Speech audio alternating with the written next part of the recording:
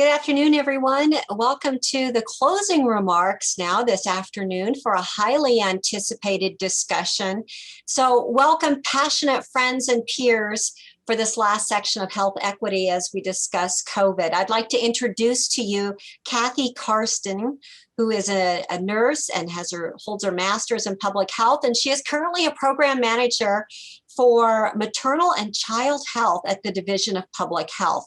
And I know she, along with myself and others, are looking forward to the community voices that we have gathered today. So Kathy. Thank you, Janelle. Thank you, everyone.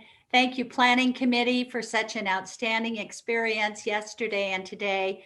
And most especially, a warm welcome and thank you to our community members who have so graciously stepped forward this afternoon to share their stories with us in this afternoon's panel.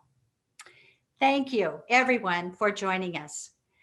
My name, as you heard, is Kathy Karsten. I'm a public health nurse, and it is my privilege to serve as the facilitator for today's session.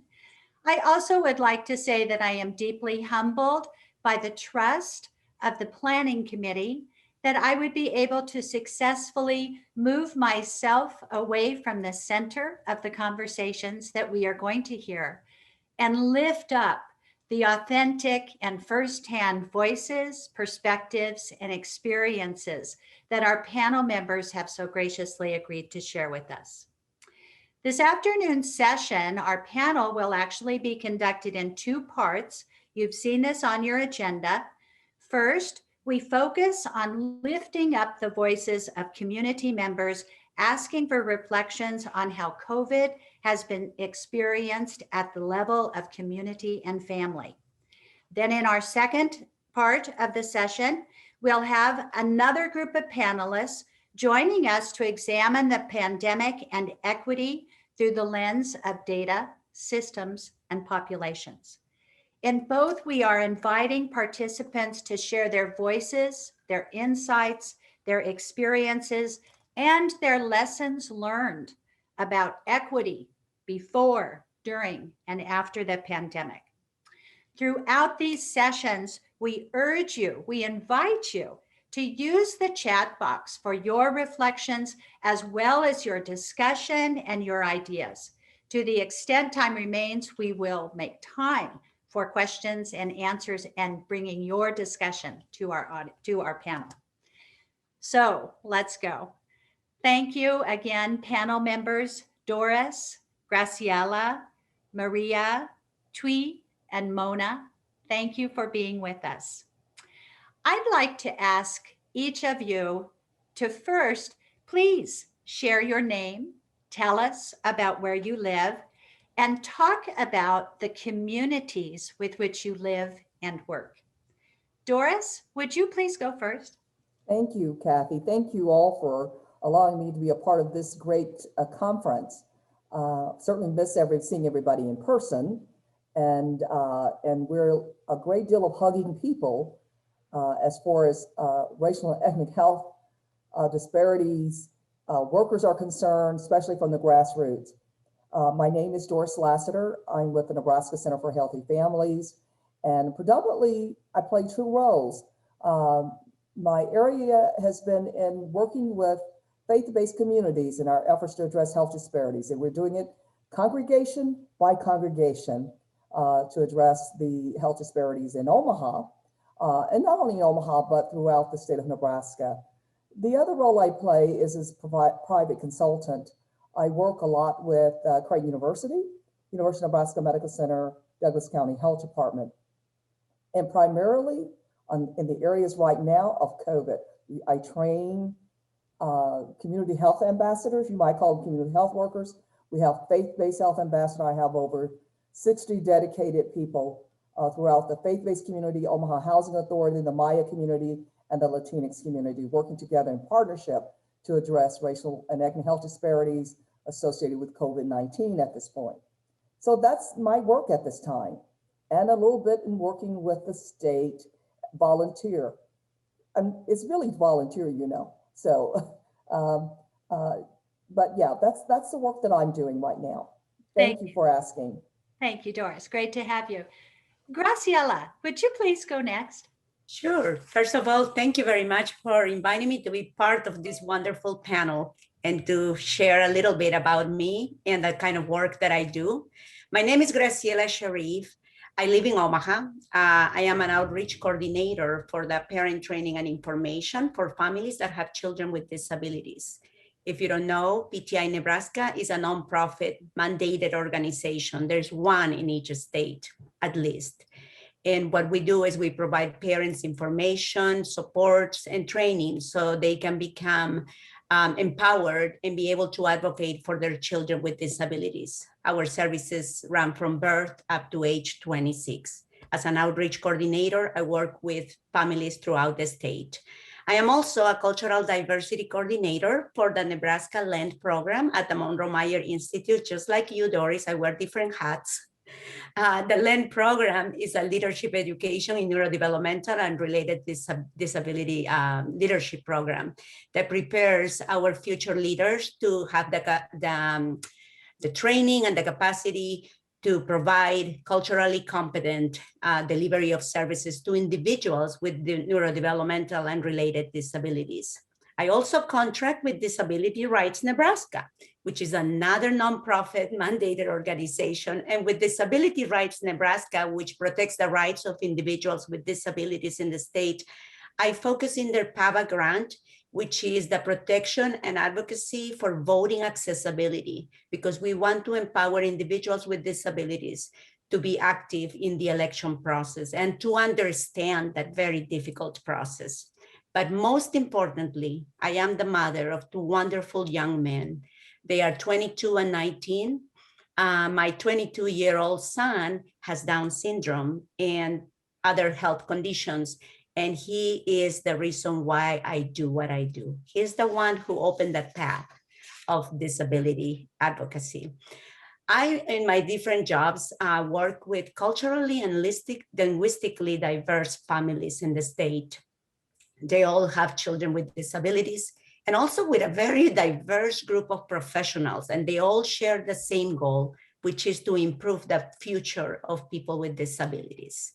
Most of the families that I work with are non-English speaking families, and whose immigration status many times create obstacles when they're trying to advocate for their children. So thank you. My goodness. Thank you so much, Graciela. Mm-hmm. Next, Maria Reyes.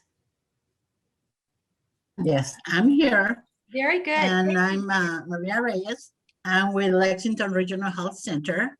Nice to see everyone, but I know Graciela, so she was getting to my heart because we met many years ago advocating for the Spanish-speaking families and all of them. And great to hear from her. I work for the Lexington Regional Health Center as a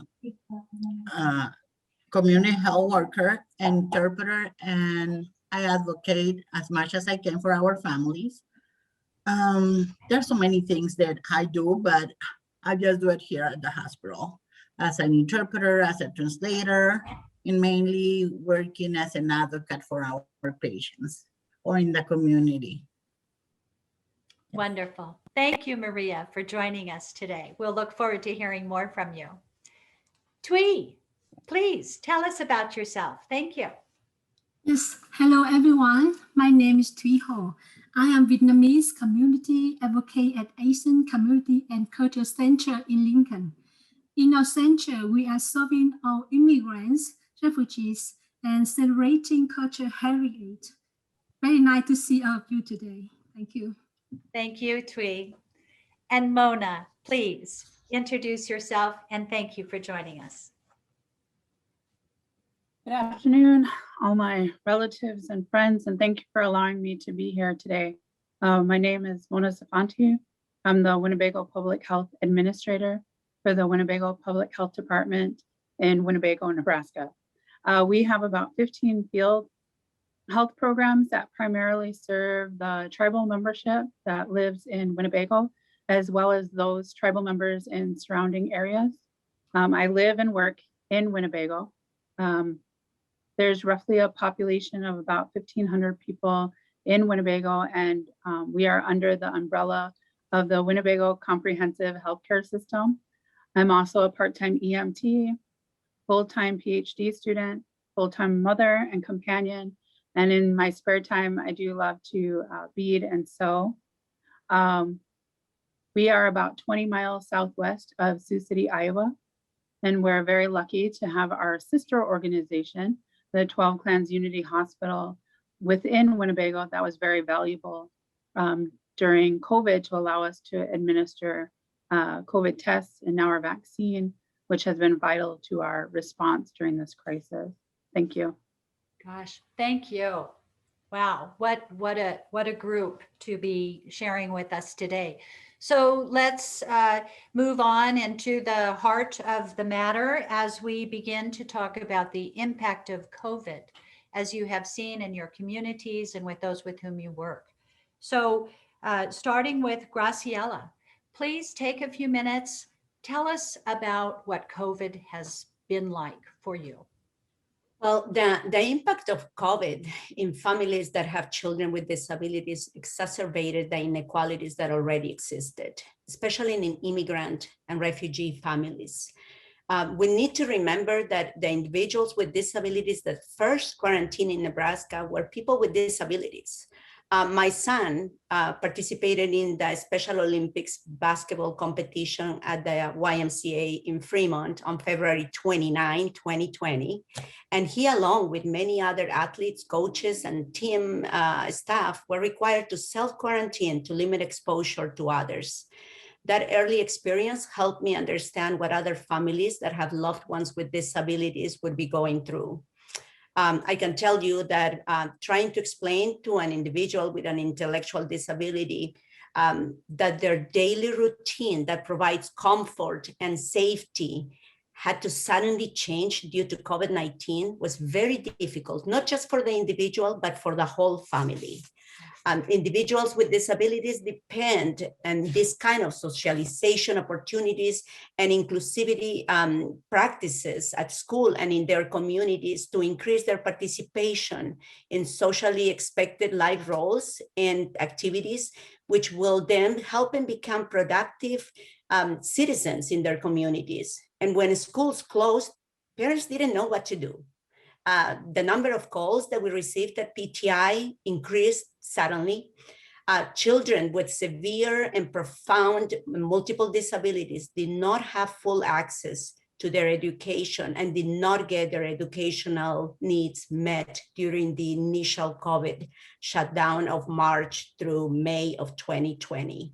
Kids with disabilities, you know, as you all know, have an individualized educational plan that meets the students' specific needs due to their disabilities. And many of them receive related services like physical therapy, occupational therapy, speech therapy, along with their individualized special education instruction.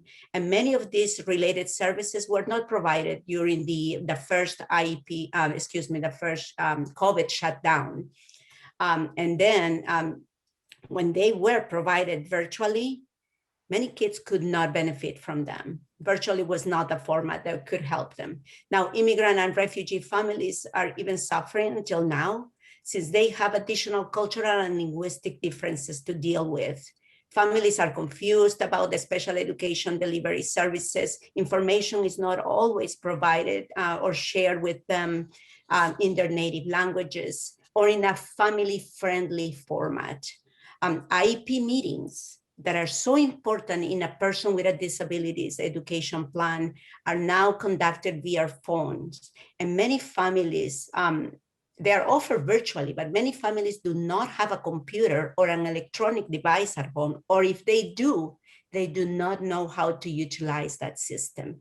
So they already have a disadvantage because while the rest of the team is connected virtually, just like we are here and we can communicate, families are depending on a phone and an interpreter to make decisions that will impact their child's daily education through a phone, through an interpreter, and they're still being confused. So families are very stressed and very concerned that they are not able to communicate their children's need and have full equal access to those services.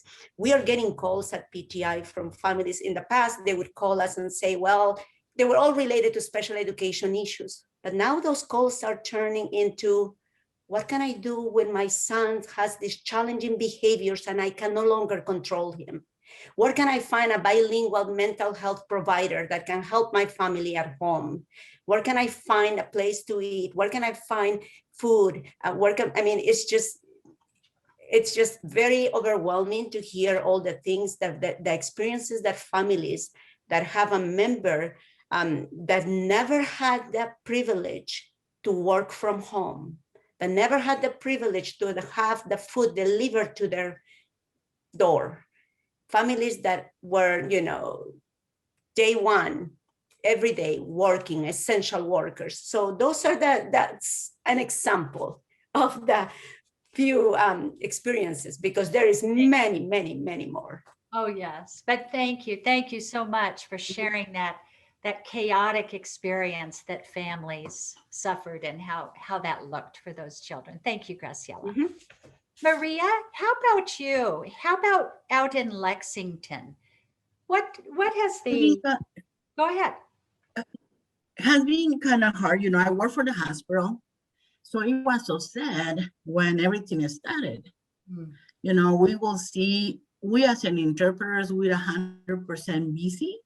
We were not able to get in the rooms anymore just for our own protection. So we were on the phone. Our necks really hurt really bad because it was day and night. It was so sad to hurt. I cannot breathe.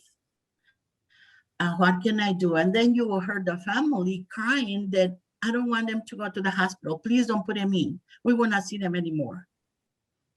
People were very afraid because of the intubation. We started to see that was dying. So they were really afraid. They didn't know what really was happening. They were like, what is this? Why do we have to be in quarantine? I remember in my own family, they started to know everything because I'm working in the hospital. We had to protect ourselves. So I have a sister that lives here and her family, and then my family. So between us, we took a decision. You stay with your kids and I will stay with my kids, and we won't share nothing. You will stay just there. Well, we keep ourselves safe, still going to work and all that. And then I think by the middle of May, we say, well, let's start, seeing each other between us as a family. But it's still in the community, I just keep seeing the numbers going up, up, up, up. And you feel so sad. But at the same time, it was kind of like a shame. People didn't want someone else to know that they were, ready with the virus. They were so ashamed. They thought, oh, they want to come to me. They will put barriers between us. We didn't know how hard was it or what was happening, what the outcomes. We were so afraid that even to look at someone, they will get it. That was kind of like we didn't know. In my own family, my sister got it, and it was after Thanksgiving Day. And we were laughing this morning because I said every time that I would take her food, she not even opened the door till she see me in my car. I thought that would fly away to me. And then even her boyfriend, he got it, and he was tested 3 times. And the 3 times he was negative. But he was having a hard time. He was sicker than her. And one day she called me, she said, he's going to die. He's going to die. He cannot breathe. And I said, okay, I will go and get him. My family got very upset because I put him in my car. And I said, I put all my windows down. I put my mask on and I went off. They said, Mom, that's why they have 911. I said, I don't care. He needed to go and I didn't want my sister to go out because she was so sick. So it was kind of hard. Then I have a brother that he got it in California, but he was doing very well. He didn't have all the symptoms as bad as my sister did. So it was very hard. It was hard in our community. At the same time, I think we didn't see how far we needed to protect ourselves. We thought there would be like a, influenza or the flu, but it was not that. It was bigger than that. And then when we were not able, to go to the funerals, people taken just from the hospital to be buried or cremated, it has been really hard for our families. Very, very hard. Yasi and Graciela, I remember, and she knows a lot of our Hispanic families with kids with special needs. We lost one, and he was not from COVID, but the mother called me in the middle of the night and she said, can you come and be with me? Don't be afraid, Maria. This will be a year ago. She said, he has no COVID, but I need you. But, I don't know. I've been asking God to protect me. Thanks God I work in the hospital. I'm in the back burn because sometimes it's hard here, but I didn't get it. And if I did, I didn't have any symptoms. I was tested once, but I didn't have anything. But I know it's hard. I have we have so many stories to count, but there's one guy that he came to the hospital, but he didn't have COVID, but he had fevers. He was dizzy. He had so many things. And they give him, oh, just we give you a note so that you don't go to work. But he didn't have that. So he went to Kearney. They did the same thing. He went to 3 different places in Nebraska. What he was a really bad infection in one of his testicles. What he did, then he went and got a flight from Omaha to Mexico. And he got a surgery there, and he left his wife and his son here with COVID. But he said everybody wanted to treat me for COVID, but I didn't have COVID. Thank you. Thank you, So- Maria, for your comments and sharing your experiences, thinking of you, helping families at such a desperate time as, gosh, thank you for your service. Let's turn next to Thuy. Won't you please tell us about your experiences with COVID? Yes, I'm talking about the impact of COVID on my community. COVID-19 has made a bad impact on everyone in general, in which the Vietnamese community life has been significantly affected. As you know, Vietnamese community, most people work in nail salon, trade, some work in factories. Though industry were really affected during the COVID-19 period, most people were employed because nail salons were closed. Some factories also had to temporarily lay off workers. Schools also had to switch to remote learning. They had to spend time taking care of their children. Income was interrupted while living expenses were almost upside down. Many people have struggled to overcome this difficulty. One issue to mention is that Vietnamese senior community.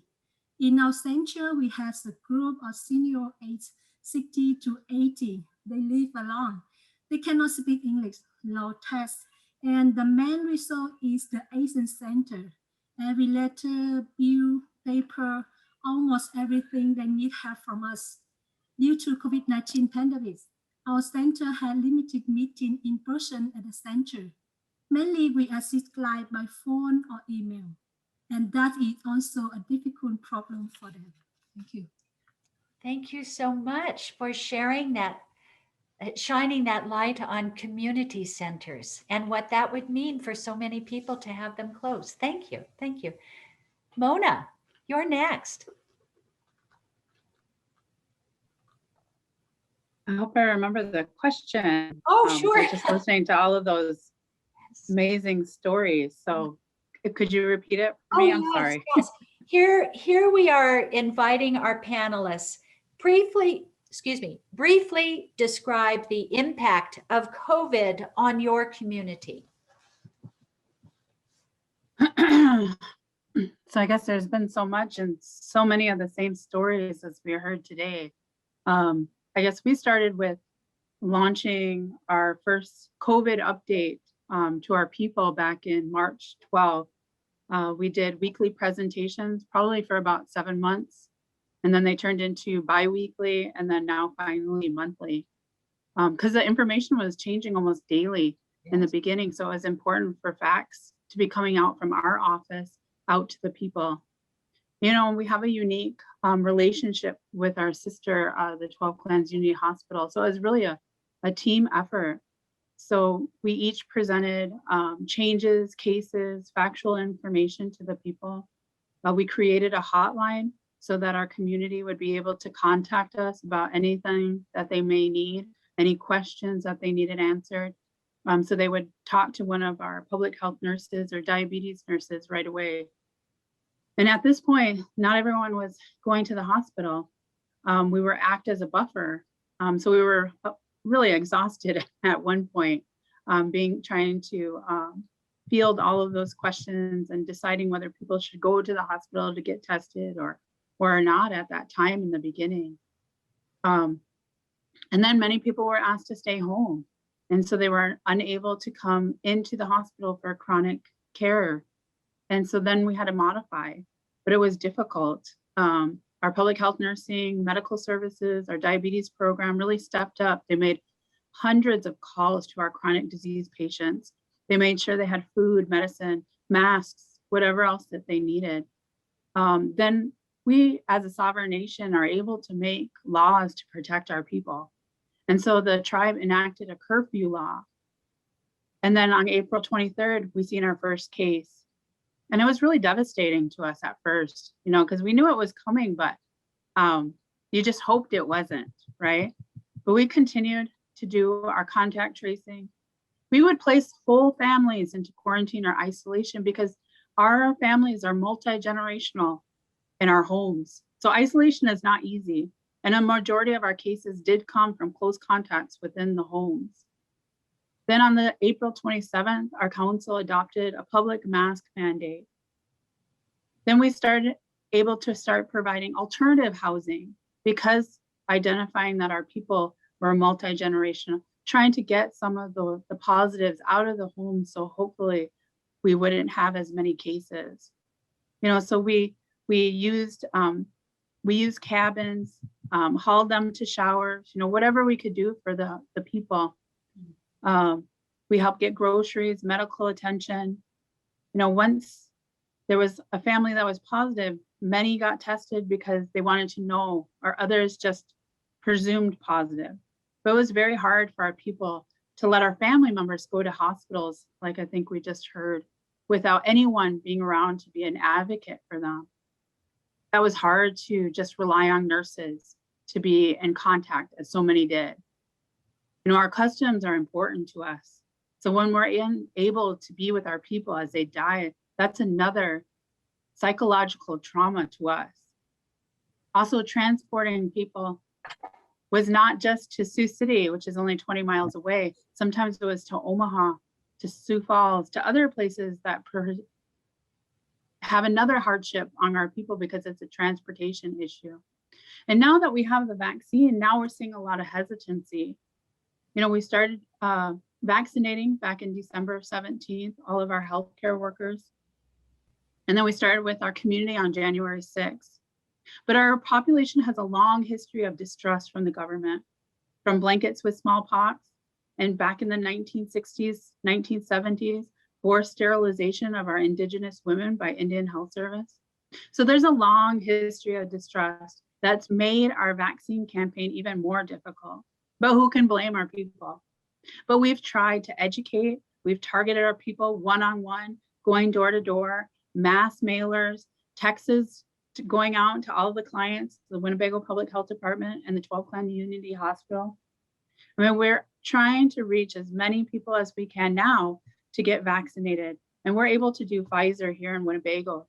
So we're really trying to get our community members to at least have one vaccine coming in.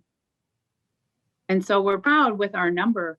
Here in Winnebago, we've been able to reach 69% of our community members that are 16 years and older are now vaccinated with at least one vaccination. So we want to continue to increase those numbers just to protect our people. And so that I will turn it back over to you, Kathy. Wow. Thank you. Thank you all so much for sharing your stories. And Doris, we turn now to you. Thank you. Thank you, Mona and Graciela and everyone for sharing your stories.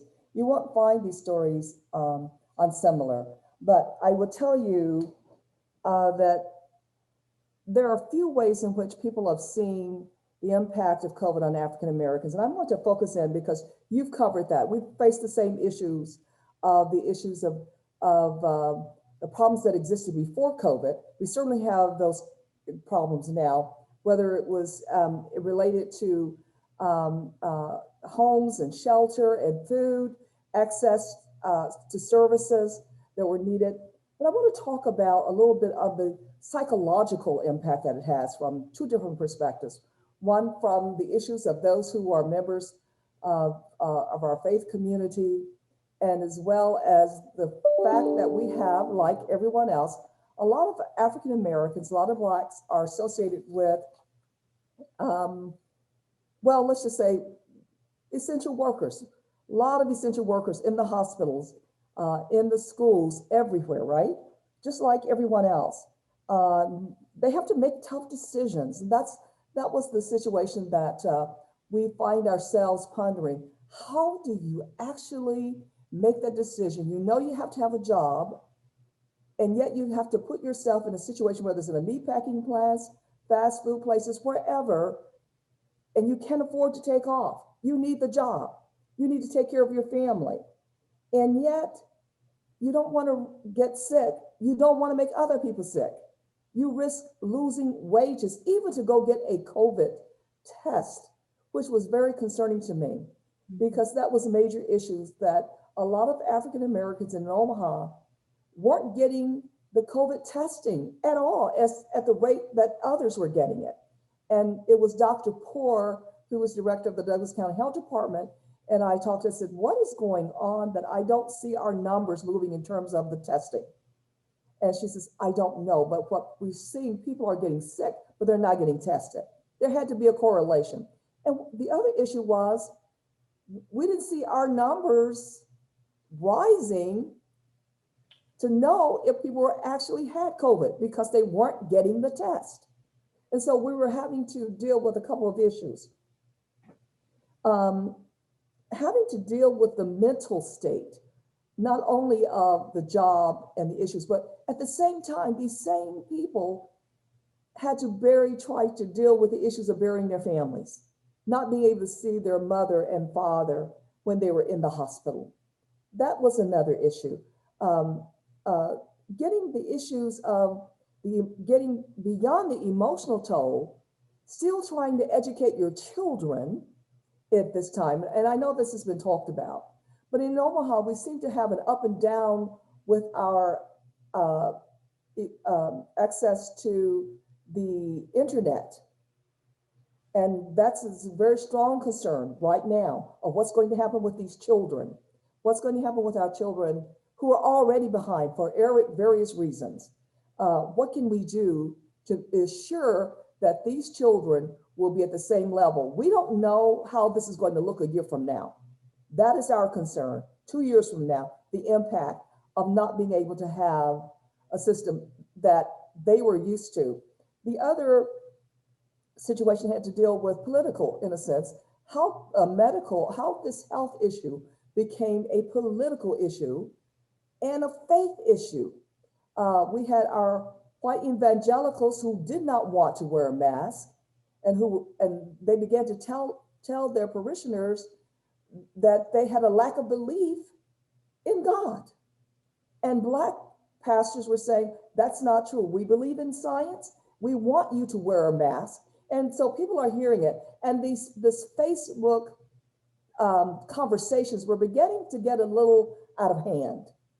And we needed to come together as people of faith to talk about how do we address this issue. I know a lot of people won't talk about this or don't talk about it, but I'm talking about it because it impacts the grassroots community, for those who have faith or those who don't. At this time, people will look at their leaders to decide what is best for us. What do you think? What do you recommend? And when you see leaders who are supposed to be people of faith arguing about whether you should wear a mask or not, what kind of message does that send in terms of trust, in terms of believing in science? So, but that's another conversation. That's another story. I also want to talk about the impact of the election on COVID. And I'm not sure, and that is a mental situation. We all went through some mental stressful situations with our past administration. We can't change the political environment except that we did. The other thing is that we want to be able to trust our leaders. And so if you make it political, it it concerns a lot of African Americans. Can you trust the decision that's being made at that level? Not unlike our Native Americans, African Americans have the same situation with the Tuskegee, but it's just not about Tuskegee. That, yes, we acknowledge that problem, but we have to move forward with the future, with the solution, which happens to be the vaccine, right? However, when you combine all of that, in the midst of this summer, this past summer, and there was a riot and civil situations and peaceful situations, and people were so close together, and I understand that, but I was more concerned about them getting COVID than I was about the issue of George Floyd. So we make choices. Should you protest? Should you go to the protest to deal with that issue? Or don't you want to practice safety? Can you do both? So those were issues that we were all dealing with this during Yes. the first start of COVID. So I wanted to kind of share those issues. We've often dealt with the physical medical side, but we haven't talked a lot about the mental health side and the political side of all of this. Thank you. Thank you, Doris. Thank you, panelists. I feel like you've just laid such a rich table for us of the experiences and perspectives that you've shared. Thank you. And of course, time is going quickly. So let's go to our next question, and I'll just ask each of you to be as succinct as you feel you can be. We might claim just a few minutes of our break, but let's go for it. What is a lesson you think COVID has taught us about health equity and justice? Maria, would you like to go first? What is a lesson you take away from your COVID experiences about health equity and justice? Well, health and COVID, they didn't have a race, economic. I know, like just thinking, our community mainly was from Tyson, the meat packing. So most of the people that got infected, they were coming from there. So maybe, one of the things that we could have done, I thought, to start working with meat packs to prevent, to start, I think we wait too long to start putting the rules, what to wear, what the washing and the hands and all that. As a pandemic, we were not prepared, and we didn't know the extension of that. But I don't know how can we address to put it. And then at the same time, sometimes we don't understand. English is not our first language. Everything was coming first in English. So by the time that we started to put everything into Spanish and everything, we have a lot of Spanish speaking infected. And they have no idea what was going on. They were like they say, yes, they have computers and all that, but they don't know how to access to different stuff. Yeah. So I think that will be one of the things to focus on at the time where we need to go and kind of prevent the extension of the pandemic. Very good. I think that was one of the biggest things that I saw. I agree. The workplace precautions for those most at work, and Yes. then the communication in language of choices. Yes, because we have the English speaking, but we have our Somali community too. Right. And now with the vaccination, we have seen the big difference, the English speaking community, we started to see more, and then finally the Spanish speaking, and we have seen a few of the refugees coming for the vaccine. We're working on that, but it's like they're still not ready to get it. Yes.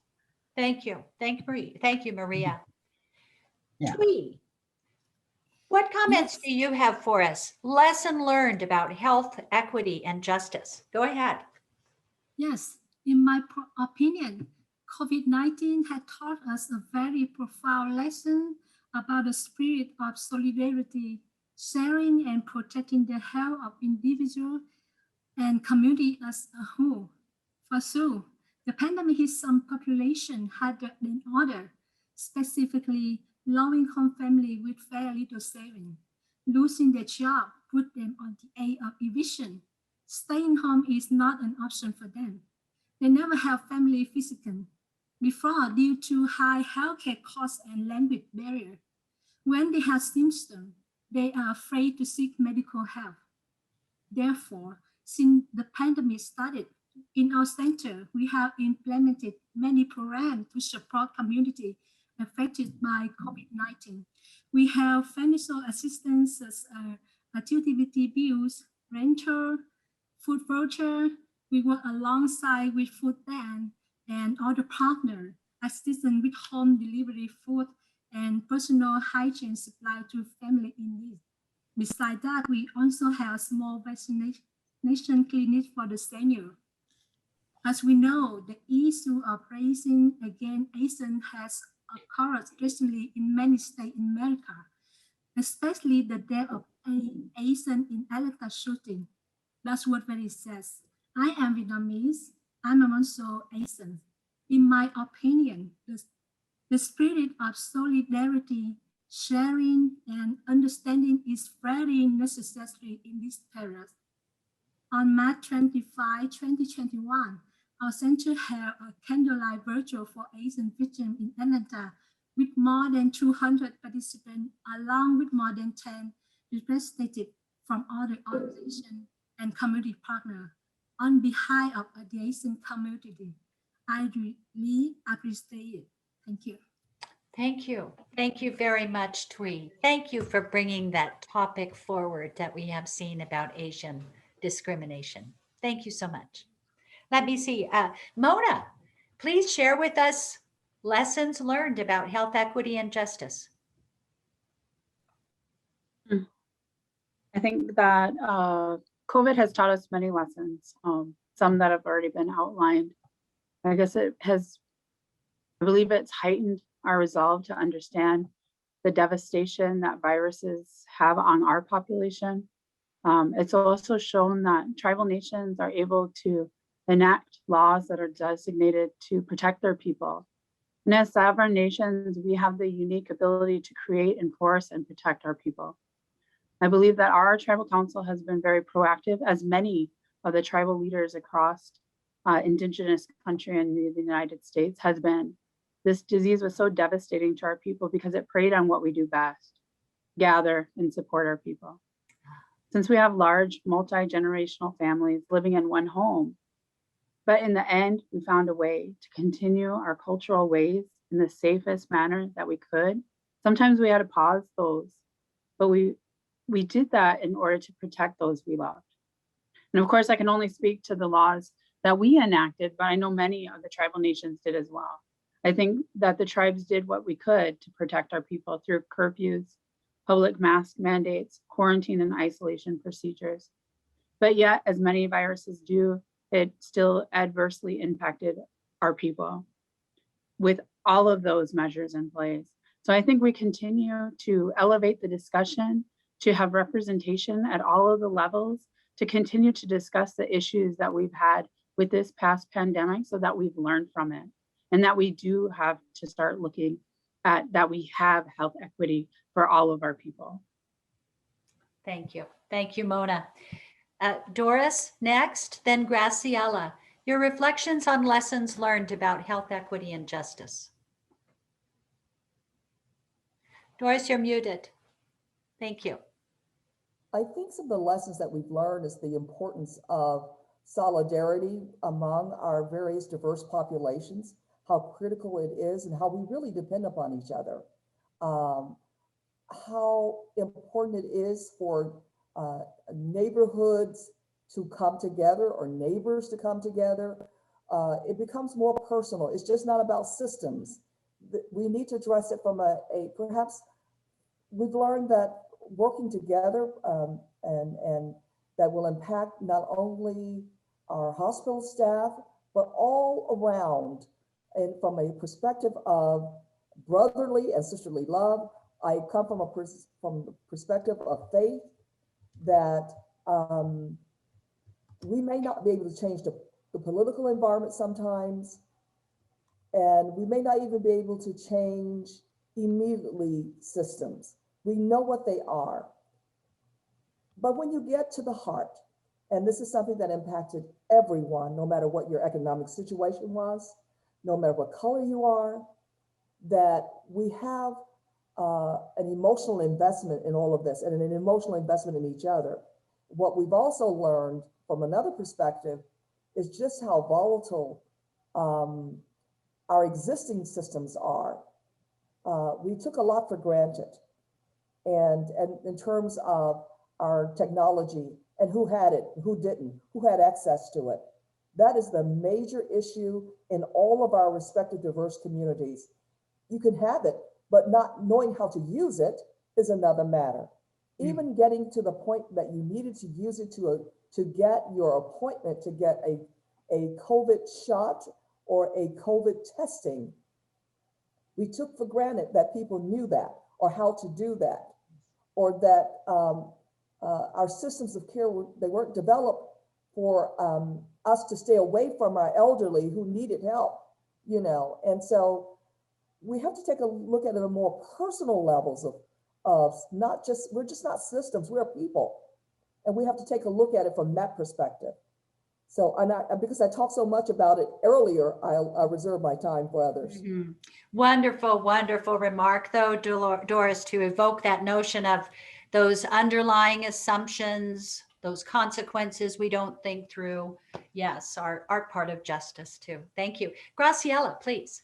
I feel that COVID reminded us all how interconnected we are and how we need to depend on each other. And the experiences that we all went through really made it more important for us to try to connect even more now and to try to access all those services. But we know, I feel for the people that were not able to have that access. And that is the part that I really advocate for, because that also, like Maria mentioned, COVID has taught us why reliable information is so important, and why is it needed to be in the native language? Why does it need to be in a friendly way, in a literally linguistic level that families can understand and make sense of that information? COVID has also taught us that we need a system. We need a system that would be there to help families. And I know that we're going to talk about it maybe up next, but something that families can rely on, because I personally do not want to experience again what we all went through. It was just traumatic. Yes. Not to be able to help other families. And also it reminded us that people with disabilities lack access to health services. We do not have enough professionals, healthcare providers that are trained to treat people with intellectual and developmental disabilities. I lived it personally with my son and in the family's story. So those are the things that come right up to my mind right now. Thank you. Thank you. Panelists, you've done just a beautiful and moving job for us.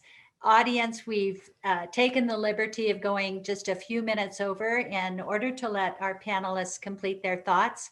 We will adjourn to let you have a short break. But first, I'd just like to turn to our tech moderators, Callie and Janelle, and just ask if there are comments or questions that perhaps we can hear from the chat box before we adjourn. Hi there, Kathy. I do not see any questions per se on the chat, but like I think many people are thinking, several comments saying just how wonderful and important these perspectives and voices are. Already coming in now, many thank yous for being here, and that it was helpful and meaningful to have you here. I'm trying to see. Wonderful. Yeah, so generally just a lot of well wishes and thanks, but no necessary questions right now. Oh, wait, I take that back. I do have actually one, of course I jinxed it. An anonymous attendee asks, are there other recommendations that the state and local health departments can do to do a better job next time? So concerning the pandemic.